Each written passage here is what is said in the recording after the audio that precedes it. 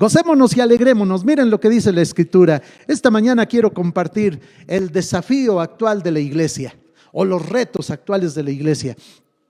Y para ello quiero leer, por favor, acompáñenme en casa, allá, tome su Biblia y leemos Apocalipsis capítulo 2, versículo 18. Perdón, estoy equivocando el texto, es que no quiero leer todo el pasaje, solamente quiero leer Apocalipsis capítulo 2, el versículo 20,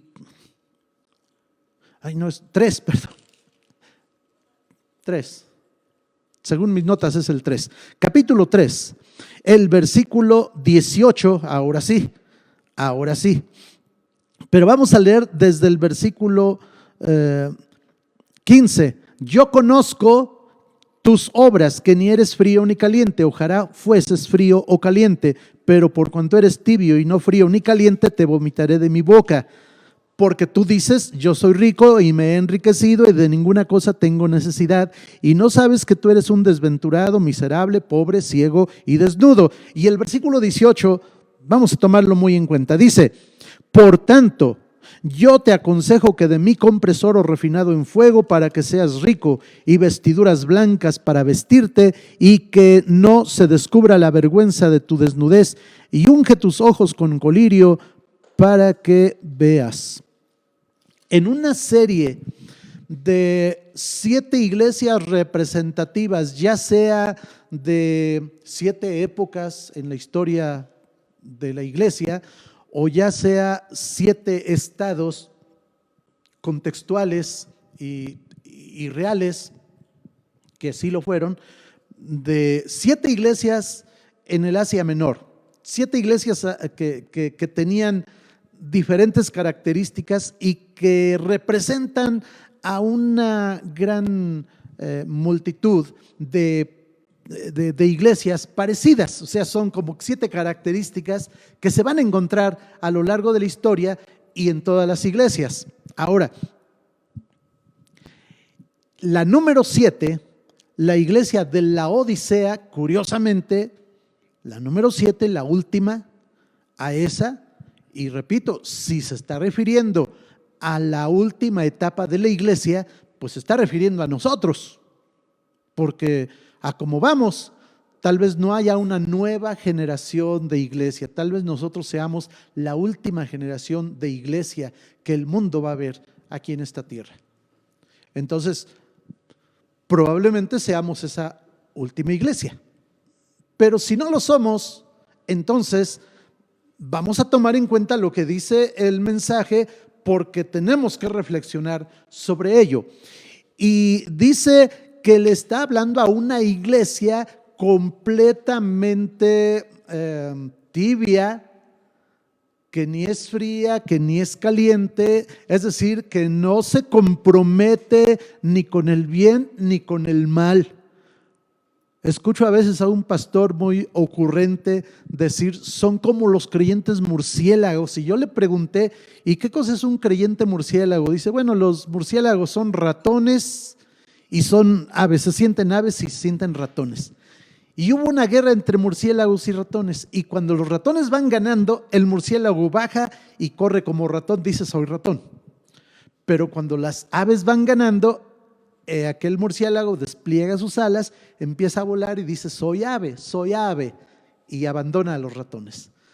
Curiosa manera de describir la tibieza con la cual la iglesia se está conduciendo en estos días. ¿Cuáles son los retos? ¿Cuáles son los desafíos actuales de la iglesia? Miren, mis amados hermanos, cuando Pedro y Juan, después de ser bautizados en el Espíritu Santo y salen a cumplir una responsabilidad ética, moral, religiosa, con su propio pueblo y con sus propias convicciones, van al templo a la hora de la oración, a las 9 de la mañana, y ahí se encuentran a un hombre cojo de nacimiento y que está a la puerta, en una de las muchas puertas del templo.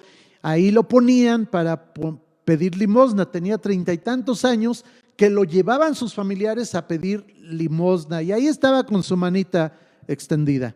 Y Pedro y Juan se conduelen de él y dicen: vamos a darle una moneda, pero se buscan y no llevan monedas. Se les olvidó que son predicadores y no llevan monedas. Y se le quedan viendo al pobre hombre y le dicen: no tengo ni oro ni plata, pero algo del cielo viene sobre ellos, un chispazo del Espíritu Santo. No tengo oro ni plata, pero lo que tengo te doy. En el nombre de Jesucristo, y le dan la mano y dicen: levántate y anda y alaba a tu Dios. Y el cojo nada más sintió como sus huesos empezaron a tronar por aquí, por allá, la columna se le iba acomodando, los pies, las rodillas se le enderezaron y todo lo que tenía desviado en su esqueleto se enderezó, y él sintió las fuerzas y empezó a brincar y a saltar y a levantar sus manos y a decir: ¡Hosana! ¡Gloria a Dios! Mis hermanos, esa era la iglesia de aquel entonces. De esa iglesia pasamos a la iglesia en la actualidad. Hoy hay enfermos todavía, pero a los enfermos obviamente los llevamos al hospital. Ya no existe Pedro ni Juan, ni se ha levantado profeta, al menos en los millones y millones que componemos la iglesia. No hay quien se acerque, o no lo conozco yo, que vaya con un paralítico, le dé la mano y le diga: en el nombre de Jesús, levántate y anda y alaba a tu Dios. Porque nos es más fácil ir al hospital y ayudar a los hombres a que sean atendidos por un médico. La iglesia, en lugar de desarrollar ese don de sanidad, ese don de milagros, que es un don del Espíritu Santo en la iglesia, dejó que se metiera una filosofía cesacionista, y empezaron a decir los grandes teólogos: no, los milagros fueron para aquella época, ya no son necesarios. ¿Qué pasó? Pues que la iglesia aceptó esa postura en general, y entonces ahora la iglesia tiene hospitales. Hay iglesias en todo el mundo que fundaron hospitales, institutos de beneficencia, lo cual es bueno, el mundo lo necesita, pero nos olvidamos de desarrollar la fe y esos dones que había al principio. Entonces ahora hay enfermos y los atendemos mediante la medicina que ha crecido muchísimo, y gracias a Dios por esa ciencia que se ha desarrollado y que valoramos muchísimo, y por qué no decirlo, la necesitamos, claro que sí. Pero yo lo que estoy diciendo es que olvidamos lo otro, olvidamos el principio del don espiritual. ¿Qué ha pasado con la iglesia? Se ha ido enfriando, se ha ido enfriando. La iglesia de momento todo lo creía en Dios, todo lo atribuía más bien a Dios, Espíritu Santo. Se cayó el niño porque Dios lo permitió. Me cayó una piedra en el pie y me lastimé porque Dios lo permitió. Se murió mi familiar porque Dios lo permitió, etcétera, etcétera. Todo era porque Dios lo permitió, y eso es lo que dice la Biblia. Esa es la providencia de Dios. También los aspectos positivos. Me gané un buen empleo, me gané un buen puesto en mi trabajo porque Dios me lo dio. Me sané de una úlcera, pues a través del médico, como sea, sané de una úlcera porque Dios me sanó. Sané de un dolor de cabeza porque Dios me sanó, aunque haya habido pastillas de por medio, pero aprendimos a decir porque Dios lo hizo.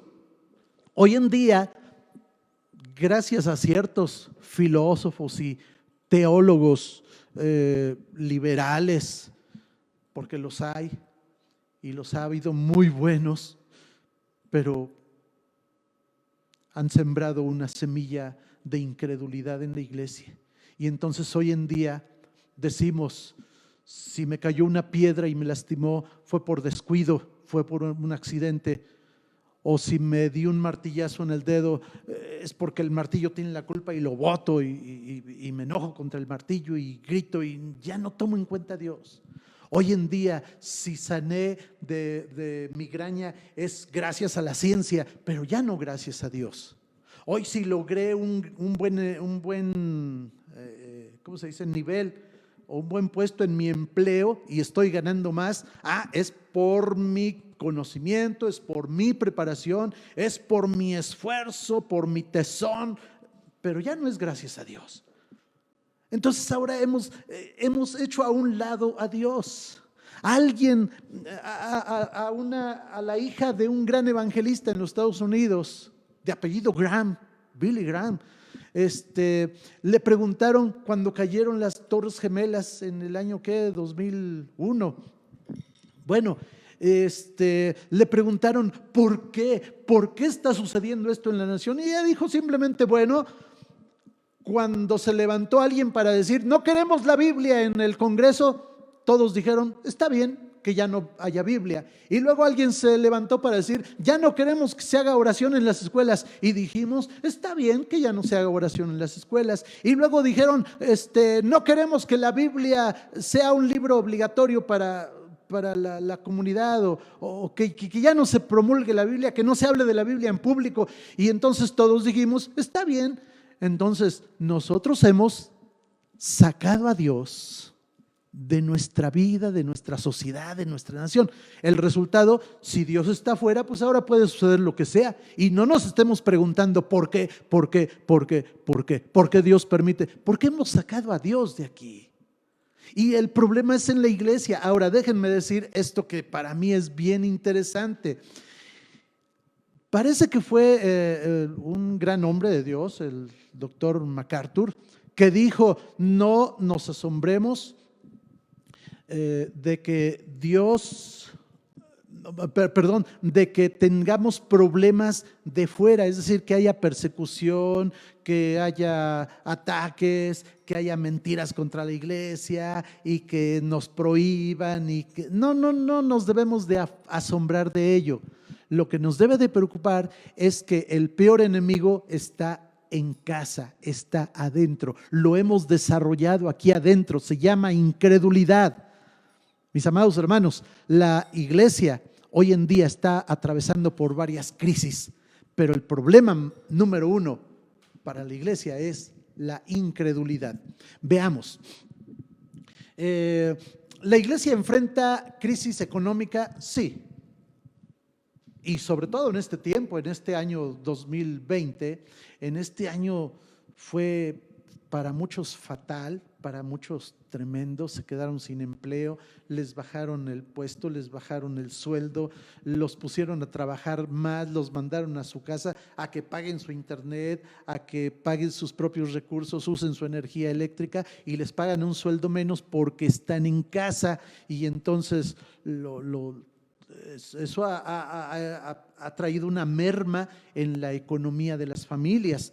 Entonces la iglesia está atravesando por ese tiempo de crisis financiera. Hay crisis también en el aspecto de las leyes, cómo las leyes están cambiando constantemente en favor de lo que antes abiertamente decíamos es malo. Hoy, si yo digo una palabra X y digo eso es maldad y pecado y estoy en contra de eso, entonces Facebook automáticamente censura eso y saca del aire estos programas. Hoy tenemos que cuidar para permanecer un poquito más aquí, porque finalmente a lo mejor nos van a sacar, pero finalmente para permanecer, aprovechar un poquito más el tiempo, hay que ir con cautela, con cautela, con cautela. Eso es una crisis también, que la sociedad, o de manera muy abierta, la sociedad ha legalizado el pecado. Todo tipo de maldad lo está legalizando y está llamándole bueno a lo malo. y a lo malo. Bueno, ¿qué hace la iglesia ante esto? Es una crisis, es un desafío, levantarse como los profetas de la antigüedad para decir: esto es pecado, nación, arrepiéntete de tu pecado. Porque si en la antigüedad se iba todo el aparato legal contra el pobre profeta que se atrevía a levantar de esa manera la voz, y lo encarcelaban, lo perseguían, lo mataban, incluso lo apedreaban. Hoy en día quizá no haya toda esa cuestión, ¿verdad?, de persecución, de linchamiento, ¿verdad? Pero sí hay cárcel, pero sí hay prohibiciones, pero sí hay otro tipo de limitaciones. Y además de eso, pues los profetas no se han levantado, no quieren hacerlo. Los profetas aprendieron a ministrar y levantar la voz en un templo. Ahí ante 30 hermanos juntos, o 50 o 60, o en las iglesias grandes, 300 o 3000 gentes, ahí se levanta un profeta para decir una palabra, y normalmente palabras de ánimo y palabras de gozo y palabras de aliento, y eso pues a la gente, pues a nosotros, yo soy gente, y nos gusta, nos pavoneamos. Dios está conmigo, Dios me ama, Dios me va a llevar a puerto seguro, y todas son palabras de profecía. ¡Qué lindas! Pero hace falta profetas que se levanten para decir: mundo, estás en pecado, arrepiéntete. Y no lo estamos haciendo. ¿Qué pasa entonces? Mis hermanos, entonces la iglesia entra en una crisis de fe. El Señor Jesús le dijo a Pedro un día, cuando Pedro de manera muy valiente, ¿verdad?, le dice: Señor, si eres tú, ordena que yo vaya a ti sobre las aguas. Ven conmigo, Pedro. Y Pedro se avienta al mar y empieza a caminar. Oiga, qué bonito habrá sido eso, qué experiencia. Imagínense ustedes lo que Pedro les pudiera platicar a sus nietos, bisnietos, y si tuvo chance hasta los tataranietos, ¿verdad? Caminé 5 pasos arriba del mar, o 4 o 3, o simplemente estuvo parado ahí, no sé, pero estuvo en el mar. Pero se empezó a hundir y clamó: Señor, sálvame, porque perezco. Y el Señor le dio la mano, lo levanta y le dice: hombre de poca fe, ¿por qué dudaste? Ese es un problema para la iglesia hoy. ¿Por qué dudamos? ¿Tenemos duda? Mis amados hermanos, en el círculo teológico se han abierto las compuertas peligrosas para meter dudas y dudas y dudas y dudas y dudas. Fue cierto que la nación israelí cruzó en medio de un mar, cruzó en medio de un río que las aguas se detuvieron. A lo mejor no es cierto. Eso es imposible. Pues Dios es el Dios de los imposibles. Tenemos que creer en el Dios de los imposibles. Nuestra fe ha entrado en esa crisis. El Señor Jesús pregunta: ¿dónde está vuestra fe? Y los discípulos entienden esto y le dicen: Señor, aumentanos la fe, aumentanos la fe, aumentanos la fe.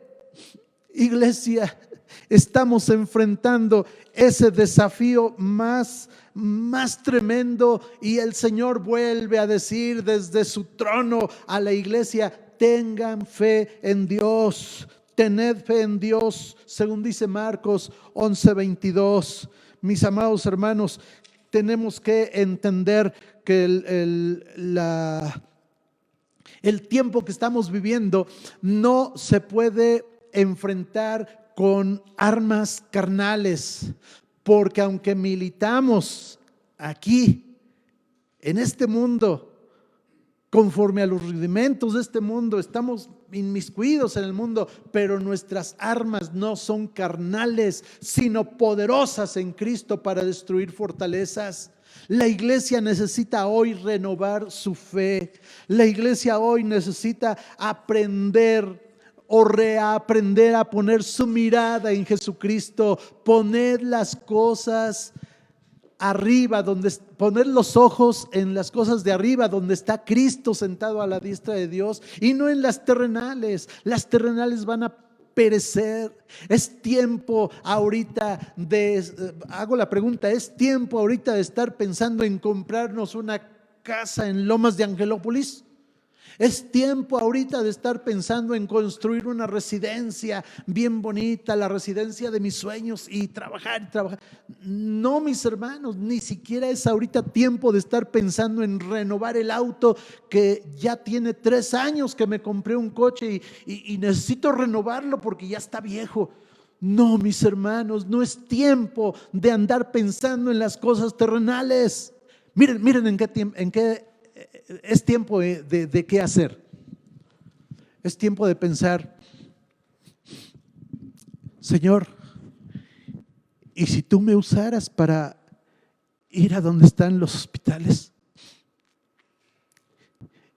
y orar por los enfermos y orar por los familiares de los enfermos y ver milagros? Es complicado. Por supuesto, ahorita a nadie lo van a dejar entrar a hacer una visita a un hospital.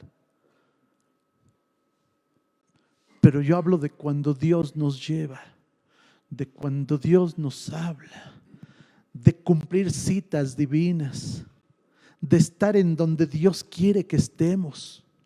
¿Por qué no nos levantamos temprano y buscamos a Dios y le decimos, Señor, llévame a donde tú quieres llevarme hoy? Y el Señor nos va a hablar y nos va a decir, vete a ver a tal persona, o sal a la esquina, o jala para allá, camina hacia el norte o hacia el oriente y te vas a encontrar una persona, y ahí dile y dale este mensaje. Tiempo de que Dios nos dirija. Oh, cómo añoro eso. Cómo añoro eso.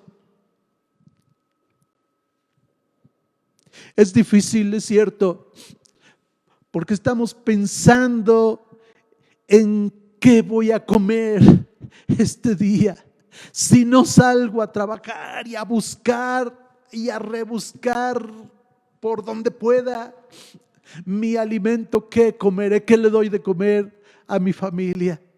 ¿No será un tiempo en el que debemos de mirar al cielo esperando cómo Dios envía cuervos con alimento para la familia? ¿No será tiempo de estar esperando en Dios con firmeza, con los pies bien firmes, puestos los ojos en Jesús, el autor y consumador de la fe? No pertenecemos a este mundo, no pertenecemos a este mundo. Este mundo va a pasar y todas sus cosas van a pasar. La iglesia tiene el desafío hoy de cumplir la voluntad de Dios.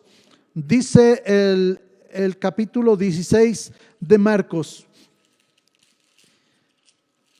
versículo 16. ¿Lo recuerdan, verdad? El que creyere y fuere bautizado será salvo, mas el que no creyere será condenado.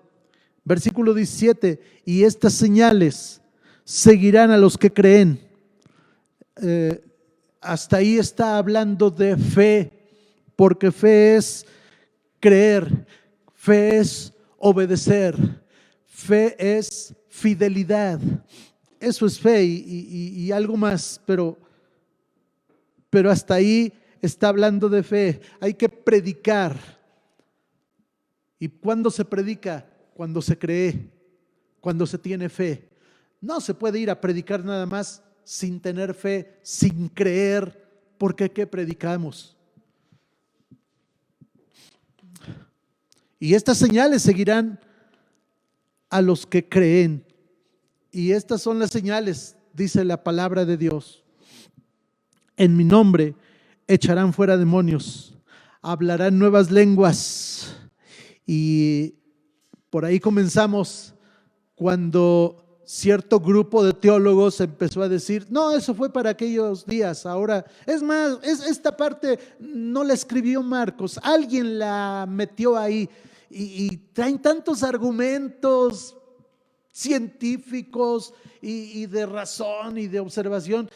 Y entonces a la iglesia le minaron la fe y dejamos de creer en eso. Entonces ahora si hay un endemoniado, lo llevamos al manicomio.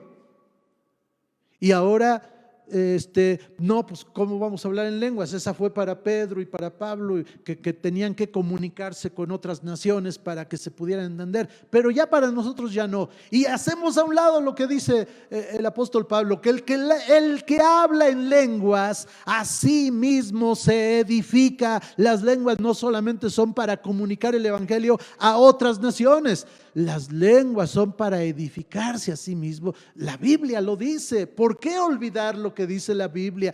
Porque los teólogos han descubierto que esta parte, hermanos, ¿por qué hemos sido tan infantiles creyendo y dejando que nuestra mente, nuestra fe se debilite con esas posturas que no vienen de Dios? Y sigue diciendo el principio fue en mi nombre, ¿verdad? Pero dice aquí, tomarán en las manos serpientes. Eso no quiere decir, vete por el mundo agarrando serpientes. No, eso no quiere decir, sal a la calle sin cubrebocas, Dios te va a proteger, no te va a pasar nada. No, Pablo nunca hubiera agarrado a la serpiente que le mordió la mano. Si la hubiera visto, no la agarra, se hace a un lado. Fue una equivocación porque parecía una de las varas que estaban ahí tendidas en el suelo y tomó las varas para echarlas al fuego, y entre las varas venía la serpiente, que cuando sintió una mano ahí calientita en su piel fría, se volvió para morder e inyectar su veneno en Pablo, y no le pasó nada a Pablo. Pero Pablo no andaba ahí toreando a las serpientes. Dios no nos ha llamado para dar espectáculos ni para hacer shows públicos, para ganar adeptos y tener un público y tener seguidores en el Face. No nos ha llamado para eso. Nos ha llamado para hacer su voluntad, y cuando hacemos su voluntad suceden estas cosas, suceden estos milagros. Seguirán. Los milagros seguirán a los que creen, a la iglesia que cree, que es firme y que predica a Jesucristo. También dice, y si bebieren cosa mortífera, no les hará daño. Esto quiere decir, otra vez, no que vayamos a tomar y comer lo que se nos antoje. Si sabemos que algo es malo, no lo comamos, no lo toquemos. ¿Para qué? ¿Verdad? Esto quiere decir que muchas veces personas que no nos quieren nos van a tratar de asesinar, y el Señor promete, beberán cosa venenosa, no les va a pasar nada.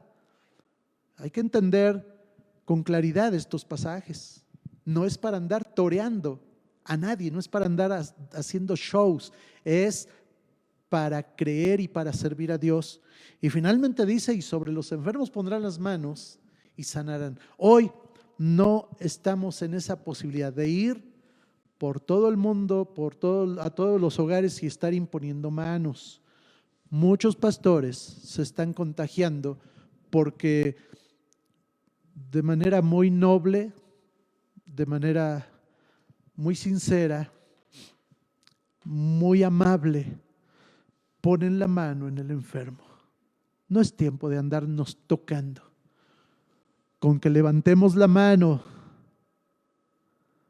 en señal de imponer manos, con que lo hagamos desde esta plataforma, con que lo hagamos por teléfono. Es una recomendación del presbítero Juan Jesús Pérez González, que a veces escribe cosas muy, muy importantes ahí en el Facebook, y él dice eso: llámele por teléfono al enfermo, pero no vaya a poner la mano ahorita. No es tiempo de hacerlo. No es tiempo. Si llegamos a hacerlo por una verdadera, digamos, circunstancia que no pensamos, Dios nos va a proteger. Muchos de nosotros hemos sido protegidos sin darnos cuenta de miles de peligros, no solamente de contagios, de accidentes tremendos. Pero es el poder de Dios, no es el mío, no es el de usted. Usted no es nada, usted no es poderoso, Usted no tiene grandes posibilidades solamente por ser cristiano. No, usted o nosotros debemos de doblar nuestras rodillas, meternos en el secreto de Dios, buscarlo a Él en una presencia maravillosa que nos unja, que nos llene, que renueve nuestra fe cada día. Y entonces veremos cómo atrás de nosotros vienen los milagros, vienen las señales, nos vienen siguiendo, nos vienen correteando, y cuando nos vienen correteando nosotros avanzamos más y más y más. Es el testimonio de todos estos grandes hombres de Dios que en el pasado y en el presente siguen haciendo la voluntad de Dios, siguen cumpliendo con la orden divina. Mis amados hermanos, quiero entonces terminar volviendo a nuestro texto original.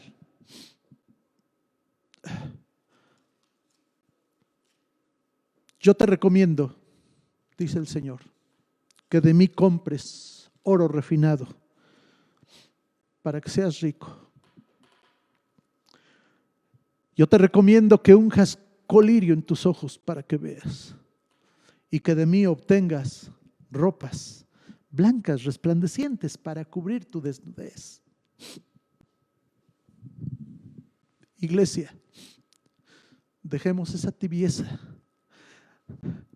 dejemos ese punto oscuro y recordemos, la historia de la iglesia está llena de tragedias, de persecuciones, de hambres, pestes, desnudeces, pandemias, de martirios y sacrificios. La iglesia ha caminado así, pero ha estado en el fervor espiritual, la llenura del Espíritu Santo ha sacado a flote cada vez que se necesita a un pequeño remanente que casi ha marcado la desaparición de la iglesia.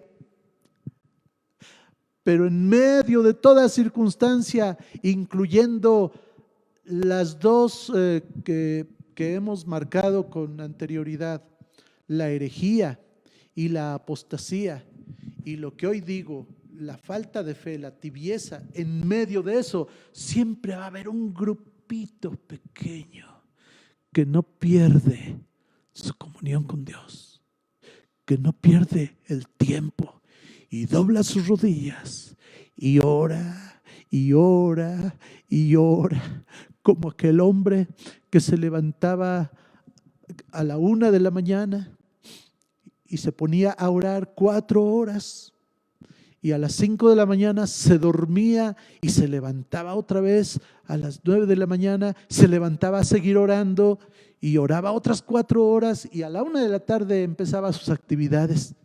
8 horas diarias de oración. Un gran hombre de Dios, señales y milagros lo seguían. Uno entre una multitud de miles, pero a ese uno Dios lo usó para un gran avivamiento en su tiempo. ¿No querrá usted, junto conmigo y junto con los que estamos aquí, empezar a ser parte de esa minoría?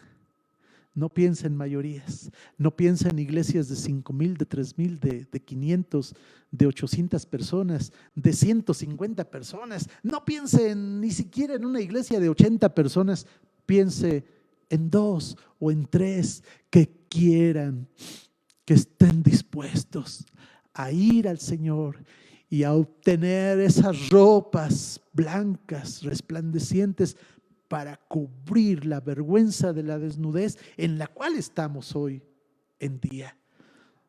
¿Quiere usted ir ante el Señor? Aunque haya poquitos, solo poquitos que quieran ir y decirle: Señor, échame colirio aquí, quiero ver, porque soy un desventurado, pobre, ciego, desnudo, y vengo a obtener de ti oro refinado para destruir mi pobreza espiritual. Iglesia, tenemos desafíos y tenemos retos, pero no vamos a atenderlos con las armas carnales, sino con las armas poderosas en el Espíritu de Dios. Oremos. Señor, por eso venimos nuevamente a ti en oración.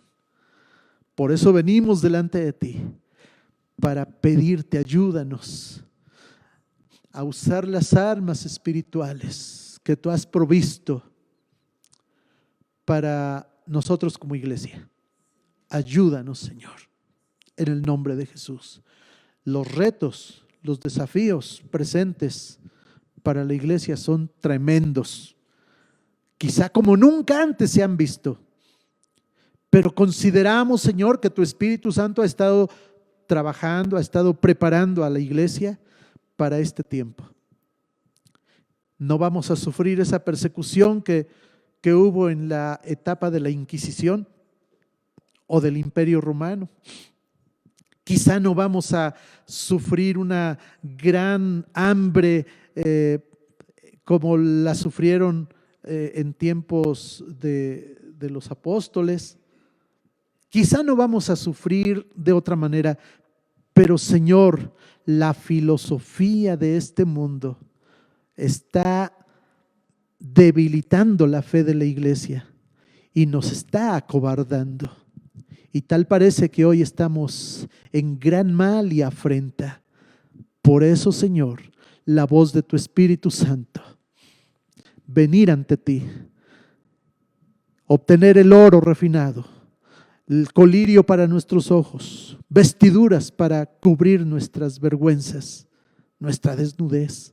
Señor, y así enfrentaremos no solo este momento de crisis económica y de salud pública, sino cualquier otra crisis que venga, porque nos estamos preparando para que Jesucristo venga por nosotros.